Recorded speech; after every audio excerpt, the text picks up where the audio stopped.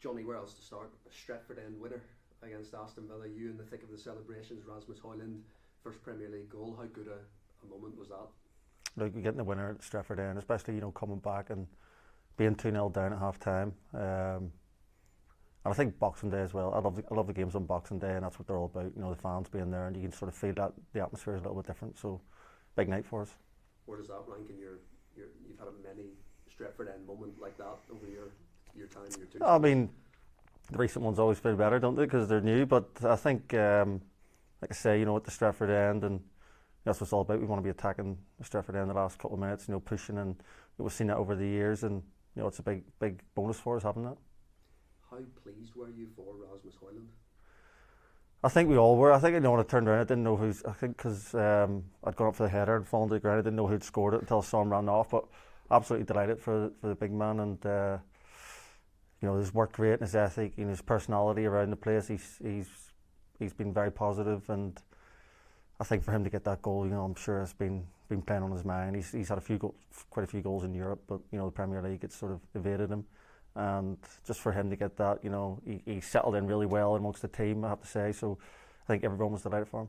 I think when he first joined, he talked about, like yourself, growing up as a Manchester United supporter, but he obviously watched you playing. Mm-hmm. He mentioned that. Have you had a chance to joke with him about that since you've since? No, we've spoken about that, and I think I have to say his football knowledge is unreal. He's if anyone has any sort of football questions that what happened in this game, you can ask Rasmus and he knows, and you can tell he absolutely loves the game of football and he loves Manchester United. So like I say, we're all delighted that he got that goal. Another young player making headlines again recently against Aston Villa, Højlund Garnacho, on the right hand side. I just wonder, somebody who plays with him, how good can he be? I think he's already shown his quality, and he's such a danger. I think maybe last year watching from afar, I always thought he was a player that can come on and make an impact from the bench, and I think sort of over the last couple of months he's shown that he's ready to start, and he's made that sort of step up. He's up. He looks, even from the start of the season, I can see a big change in his game in terms of his maturity, and he looks like he believes he should be starting in the team. Obviously going over to the right hand side, he normally plays off the left, so it was a big ask for him the other night, and he had to adjust to that, but he took his goals well, and I think he's got a great attitude, especially at a club like this, to be able to handle that sort of the pressure and expectation, and his work rate off the ball, everything that he's shown the last couple of months has been really top level. Is it unfair to make Ronaldo comparisons given the club he's at, or maybe he embraces that kind of pressure and puts that on himself? I don't know, at a young age, what does he have some qualities that Ronaldo had maybe at that age? I don't know. I mean, I was a young lad then at the time, so it's hard to sort of remember, what that. But I mean, I think for anyone to be compared to Ronaldo is, quite premature, and I think he's obviously spoken before about the fact that Cristiano is his idol, and he sort of models his game on him. So, I think when you're a winger and you play for Man United, or a forward player trying to, the way they play, and especially his speed and trickery, he's always going to have that comparison. But I'm sure he's got different qualities that he'll want to show himself. I was going to ask you, what advice would you give to any young player at Manchester United, given that you've been here through really successful times, and obviously under Sir Alex Ferguson, where you would have learned so much, and not just from him, but other big characters around the club. What advice would you give some of the current younger players about playing at this club? I think, embrace it. There's a big expectation, and you're scrutinised in everything you do, but there's no better place to be, and I really believe that. And I think, especially the young lads, the academy boys coming in, they're looked after and they're cherished in a way. And even the other night when we were walking off the pitch, there was, I class myself as an academy player, which is, and eight in total, was it? Yeah, there was. Across the night? I think there was 8 sort of involved in the game. Yeah, in the game, and I think I was walking off, and there was 3 or 4 of us, and I love seeing that. It's a bit of a bias, I suppose, but you sort of feel like you feel connected in a way, and I think it's great that as a young lad coming into this team, it's been a club over the years. It's always pushed young players and always believed in them, and it's part of the history of the club, and I don't think that'll ever change. And as a fan and Manchester United player, it must be quite exciting with all of this going on with Ineos at the moment, and possible changes to the football side of things. And is that an exciting time at the moment to sort of learn what the future holds in that sense? Yeah, I'm sure everyone's looking to see what's going to happen. There's a change in something at the club. Everyone will be aware of it, and I think for us as players at the moment, obviously being so busy with the schedule, and I think it'll be like that over the next couple of games until there's going to be a little bit of a break in January, and I'm sure once everything sort of settles down, we'll probably get to see more of that. I wanted to ask you about Erik Ten Hag. How have you found working with him? What are his best qualities? I've loved work. He's been great. He's given me a chance to come back to the club and play, and he's shown faith in me when he's put me out on the pitch. So he's very meticulous in his work, and he leaves no stone unturned. He makes sure that we're all prepared going into the game, and you have to say his work ethic is something else, and he's putting his heart and soul into the team, into the club, and trying to do everything right, and he's been very impressive to see. He's been speaking today actually about the game against Villa and the comeback, and that showed that there can be an identity with this team. Especially as in the second half when you did fight back to win the game, aggressive on the front foot. Is that something you feel as players can come together? Don't want to always be fighting back and trying to make comebacks, and I think the manager, I'm sure, is totally aware of that too. But if you have to, it's always nice to be able to do that and have that. We've shown that throughout the season as well, in terms of, I think it was Brentford early in the season, and Forest as well, one of the early home games. So, we've shown we can do that at Old Trafford, and it's such a big fortress, it's a place where we feel comfortable, the fans, and like I said, I talked about earlier, the Stretford End, we were shooting in the Stretford End. So it's always good to have that, but we don't want to be in that position too much. It'd be nice to sort of being able to control games a bit more from the start, and scoring early and being able to maybe then go on and score 2 or 3 more goals. But like I say, it's a good thing to have. Let's talk about you coming back and enjoying a good spell at the moment. Did you expect to play as much as you have this season? I didn't. I didn't really know what to expect. I don't think I